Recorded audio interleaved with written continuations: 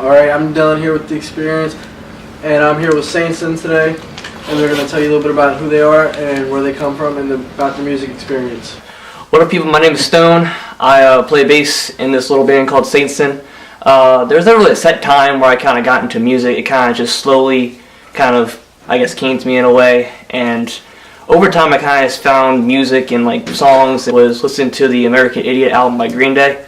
That was my first real taste of like legitimate hard rock music, and from that moment on I really just was into it, and I kind of just slowly kind of found myself kind of just wanting to play an instrument, and I guess the bass guitar was kind of the thing that I just kind of loved in music, with the way how it kind of just kind of like brought the music together, and I just really enjoyed it, honestly. So that's pretty much how it started, and over time I kind of just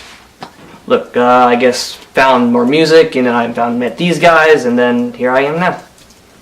My name is Rob. I do lead guitar and lead vocals. Got started with music when I was 8 years old. We were driving up from North Carolina back to Maryland from a vacation, and we were listening to the 2006 Grammy nominee CD, and Boulevard of Broken Dreams came on, so I fell in love with that song, and it made my mom replay it for 8 hours, literally. And when we got home, I wanted to know what song that was so bad, and my mom told me it was I Walk Alone by Green Day. Kind of triggered me, but we couldn't find it, so my dad finally found it, and we listened to it a bunch of times, and I wanted to learn guitar because I loved it so much. And the song kind of inspired me that if somebody could make a song that pretty and that good and make money off it, I wanted to do that. The drummer for the band. Growing up I wasn't really into music at all. Around 10 years old, my dad actually came back home for once. He always working all the time, and he actually picked up a guitar, found on the side of the street. I just every night I would go in there and look at it and play it because I just wanted to know how it worked. When I turned about 15, I got my first drum set actually. And from there on, I just played drums my entire life. Animals as Leader's first album in 2009 kind of helped me get into music. I thought he was a crazy drummer Matt Gartzke is, and I just wanted to be like him one day. Alright, so I heard one of your earlier pieces of work that hasn't been released, Bent Metal, Broken Steel. Can you tell me a little bit about that, and how historical is that for you and your band?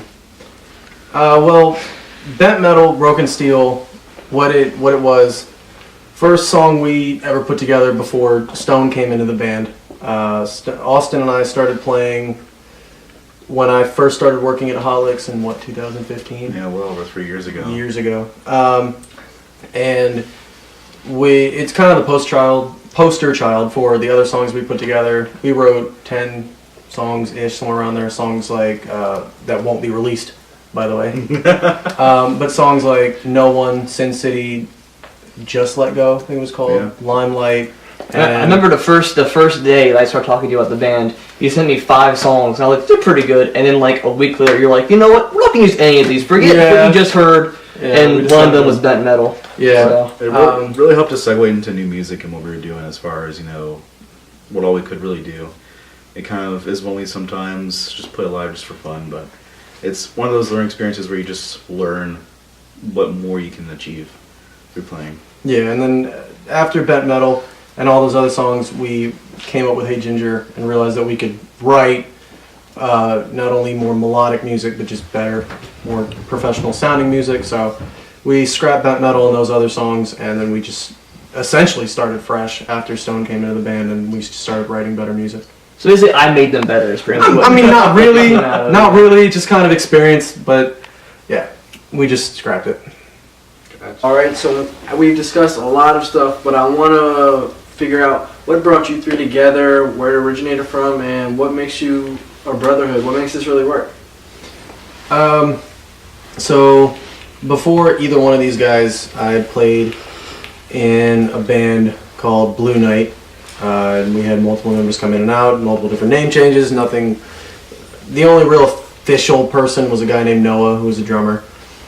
And then eventually that kind of just faded off, and so I started working at Hot Licks because I had gone there since I was a kid, and the person who trained me was Austin. He was the more senior grommet Pretty much just like cleaner up or fixer or handyman. Yep, and I was for the same job, but I was called a roadie. So he trained me, and eventually he and I got to talking, and I figured out he was a drummer, and so I wanted to play music with him. He's a cool dude. So, and when we would work in the back of the store, I would just start belting random stuff that I would think to sing. I remember I was singing "In the End" incredibly aggressively, "In the End" by Black Brides. And he would like do the thing, and then I would just go into screaming it.